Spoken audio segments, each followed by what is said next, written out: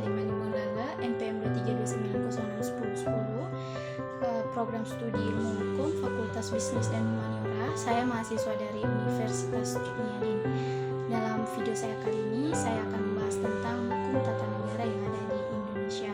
Nah, dalam pembahasan saya kali ini, di mana yang dimaksud dengan hukum tata negara yaitu termasuk bagian dari integral perkembangan masyarakat dan negara di seluruh dunia.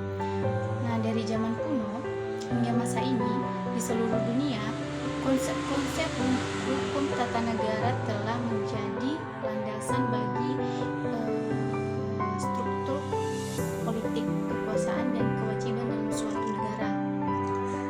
Dalam sejarah perjalanan atau sejarah hukum tata negara dimulai jauh sebelum era modern. Nah, ketika manusia memulai membentuk masyarakat dan menyusun aturan untuk awal menciptakan yang namanya tata hukum yang ada di Indonesia. Hukum tata negara ini sering kali bersifat tidak tertulis dan didasarkan pada tradisi lisan serta norma sosial yang berlaku. Contohnya dalam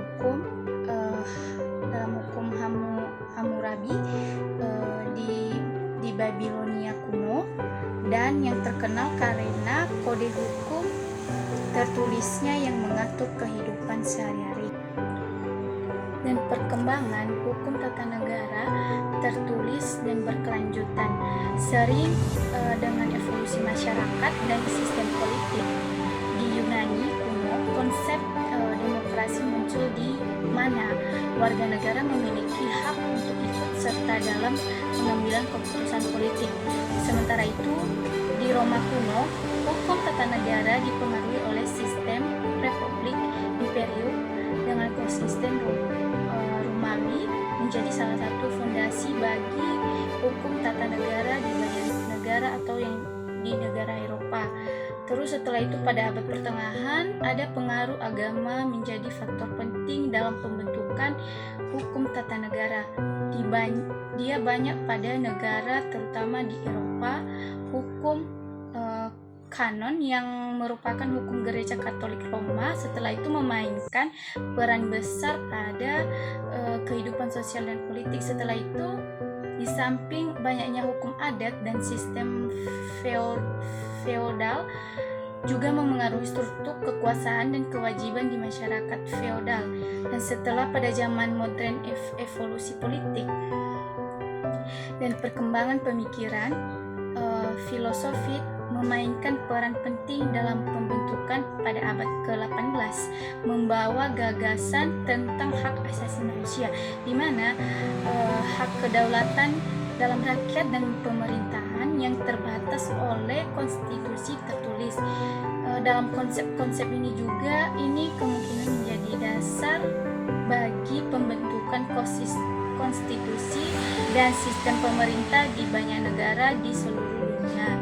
Selama 19 ke 20, hukum tata negara terus mengalami evolusi, terutama dengan munculnya negara-negara baru yang mereka jajah dan kolonialisme yang menjamin hak-hak dasar. Setelah itu negara dan membagi kekuasaan atas cabang-cabang pemerintah yang sudah mereka lakukan atau mereka laksanakan pada masyarakat atau daerah-daerah pelosok atau yang disebut dengan kuno. Setelah itu di era kontemporer ada tantangan baru muncul dalam bidang hukum, termasuk tata negara ini yang termasuk globalisasi teknologi informasi dan isu-isu lingkungan dalam negara-negara di seluruh dunia, dan harus beradaptasi bagi masyarakatnya, individunya, atau negara dalam perubahan sambil mempertahankan prinsip-prinsip dasar dalam hukum tata negara ini, sepertinya supremasi hukum, pemisahan kekuasaan, dan perlindungan hak asasi manusia. Setelah itu ada juga hukum tata negara ini berkonsep seperti kedaulatan, kebebasan, dan keadilan. Dan keseimbangan kekuasaan menjadi sangat penting di setiap negara, memiliki memiliki sistem hukum tata negara ini yang unik, yang mencerminkan sejarah budaya mereka dan nilai-nilai masyarakat. Nah, setelah itu ada banyak, meskipun dalam mempunyai prinsip-prinsip universal yang menjadi dasar bagi hukum tata negara ini di seluruh dunia.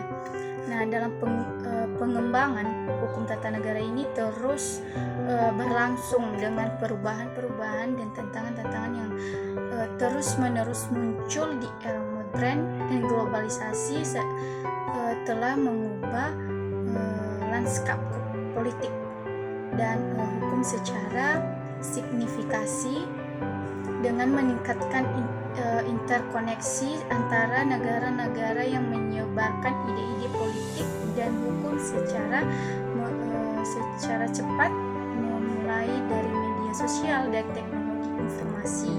Makanya seluruh informasi yang disampaikan atau berita-berita tersebut bisa kita lihat dengan terciptanya perkembangan sekarang media sosial dan teknologi yang sedang canggih yang sudah tercipta di seluruh dunia. Selain itu juga ada banyak isu-isu seperti hak asasi manusia ini dalam demokrasi, dan perlindungan semakin menjadi perhatian utama dalam hukum tata negara kontemporer. Negara-negara di seluruh dunia berusaha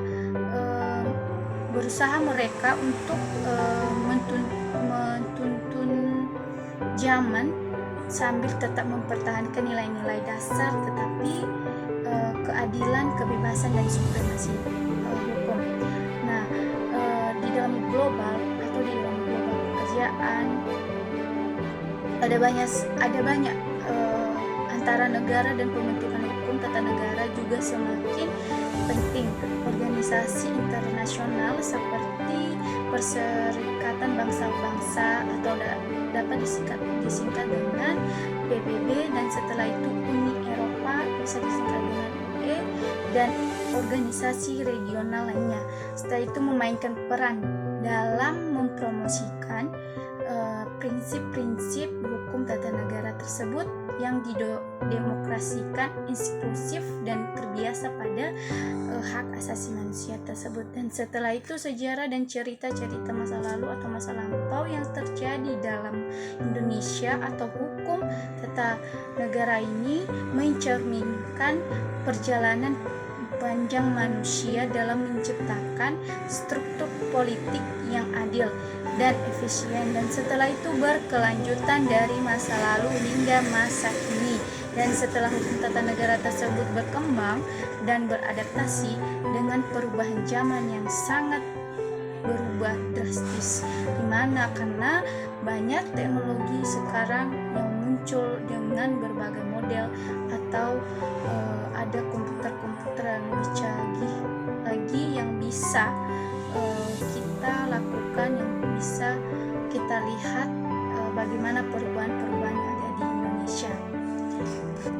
Nah, saya mengangkat satu contoh yang ada dalam tata hukum negara ini, yaitu salah satu contoh dalam hukum tata negara adalah prinsip pembagian kekuasaan antara eksekutif dan legislatif.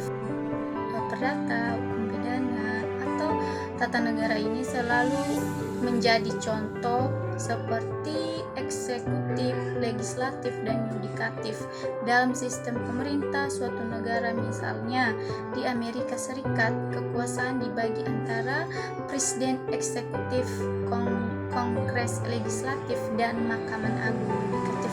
Itulah nanti yang bisa menyelesaikan permasalahan yang muncul dalam negara Indonesia. Makanya selalu diangkat contoh dalam sebuah tata hukum negara ini, karena ada dalamnya seperti presiden, kongres atau yang disebut dengan legislatif, dan setelah itu ada mahkamah agung yang sudah yudikatif. Itu ada banyak yang termasuk contoh-contoh lainnya dalam pembahasan tata hukum negara ini. Nah, mungkin dalam penjelasan saya ini atau dalam topik saya yang saya angkat yaitu hukum tata negara Indonesia. Mungkin dalam penjelasan saya kali ini mungkin ada pertanyaan yang kurang saya pahami yang belum pas,